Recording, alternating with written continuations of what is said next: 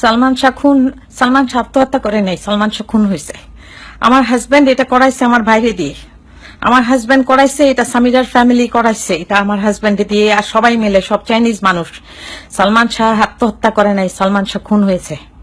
আমি রুবি এখানে ভেগে আছি, এই কেস যেন না শেষ হয়।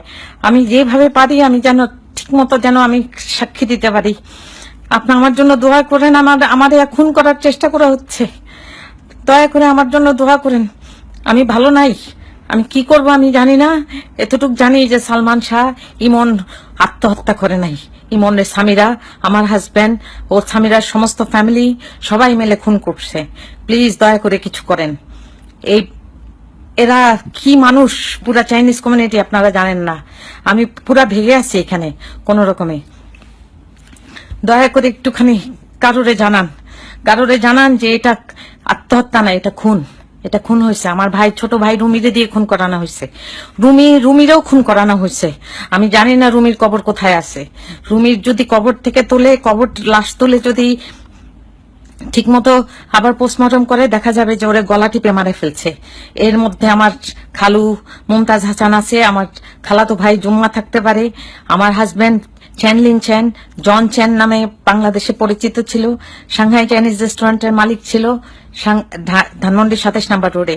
দয়া করে কাউরে জানান আমি ভেগে আছি আমার জানের উপর। আমি লাস্ট মানুষ যে কিনা জানে যে এটা খুন, আর আমি এটা প্রমাণ করতে পারবো ইনশাল্লাহ। দয়া করে একটু সাহায্য করেন।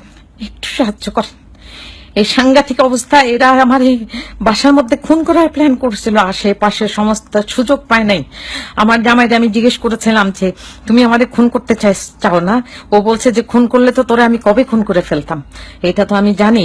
এখন তো আমারে খুন করতে চায়, কারণ এখন আবার কেস ওপেন হয়েছে। প্লিজ দয়া করে কিছু করেন, দয়া করে জানান। নীলা ভাবি, আপনার ছেলেরে খুন করা হয়েছে। আমার যা করান আমি করবো, আমি ভেগে আছি ভাবি, নাহলে আমারেও মেরে ফেলতো ওরা সবাই মিলে। লুসি, আমার হাজবেন্ড জন, সবাই মিলে আমার বাচ্চা ভিকি আর আমার জানের উপর অনেক জিনিস আছে ভাবি। দয়া করে কিছু করেন ভাবি, কিছু করেন। যেখানে যান ইনভেস্টিগেশন করেন। এটা খুন ছিল।